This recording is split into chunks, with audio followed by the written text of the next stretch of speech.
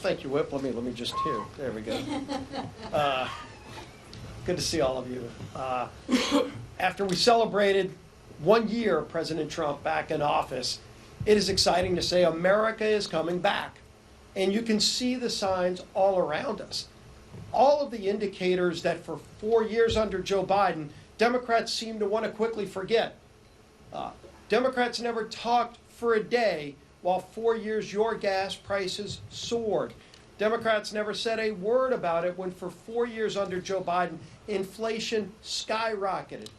Democrats never said a word when 4 years under Joe Biden, you saw interest rates going through the roof where it finally prevented people from even buying a first-time home. How many families did you hear about that said, I want to move and buy another house, but I can't afford to leave my existing house because I can't afford the new high interest rates on the mortgage because of Joe Biden's rates?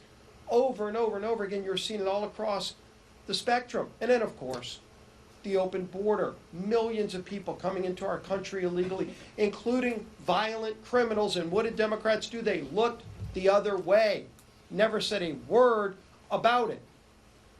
Laken Riley Act, we had to tell Joe Biden who Laken Riley was because he wanted to ignore the fact that real people were dying here in America because illegals who were coming in that were violent, hardened criminals were harming our citizens, and they did nothing about it. And then Donald Trump ran for president. And Donald Trump said, I will fix these things. And the American people listened. While the Democrats just wake up every day wanting to resist, wanting to block the Trump agenda, and that's all they care about. Donald Trump has been delivering on those promises, and the American people appreciate it. Families now today have thousands of dollars more in their pockets because they're paying 50% less for gasoline. That's right, when you go to the pump today, you don't have the sticker shock you did under 4 years of Joe Biden because you're paying dramatically less. Some people in the $2, $3 a gallon or less. And it's because President Trump opened up American energy. In fact, lease sales are up 55%. Joe Biden had shut down American energy production, making us dependent on foreign nations. Russia, Vladimir Putin was the biggest beneficiary of Biden's bad energy policies. Putin was making billions of dollars a month selling his oil to world markets, including our European friends, because they couldn't get it from America. Iran making billions of dollars a month selling their energy, fueling a war machine that was invoking terror all around the world. Not only do they not have that money anymore because we've opened up American energy, Iran no longer has the pathway to a nuclear weapon because President Trump is restoring peace around the world.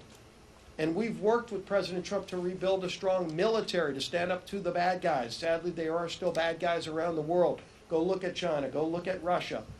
Go look at Iran.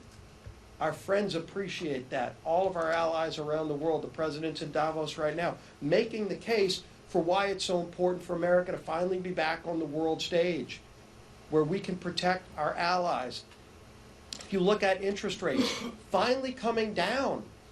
We want to keep that progress, by the way. We say, let's keep going because Biden did so much damage that even though it's down, it's not down to pre-Biden levels, but it's finally heading in the right direction. Inflation, because we've gotten control over spending, inflation's finally coming down again. Investment into America. People actually want to build things and create jobs in America again. $18 trillion of investment has been announced in the last year of plants, big manufacturing facilities coming back to America. That's only the first year of President Trump working with a Republican Congress delivering for the American people. That's what it looks like. And this week's no different. We're bringing more bills to continue to get this country back on track. 4 more appropriations bills, which will mean all 12 of the bills that fund the government and set new priorities. And oh, by the way, lower spending. You used to wonder under Biden, how much more is government going to spend than they did the year before? This year will actually be spending less than the year before. So controlling spending while getting the country back on track. Billions in regulations that add to the cost that everything buys are finally eliminated, where red tape in Washington is being cut. We're moving a Congressional Review Act this week, Pete Stauber's bill, that finally allows us to develop the critical minerals that are here in the United States so we don't have to get them from China. So one after another, we're continuing to take steps to make America great again, to bring back that golden age that our whip was talking about. And leading that effort live from British Parliament, I guess you could say, because he just dazzled the British Parliament. First speaker, I think, ever to speak before our dear ally in Europe, Great Britain's Parliament, which is a real true honor, something that should also be written about. But our Speaker of the House, Mike Johnson.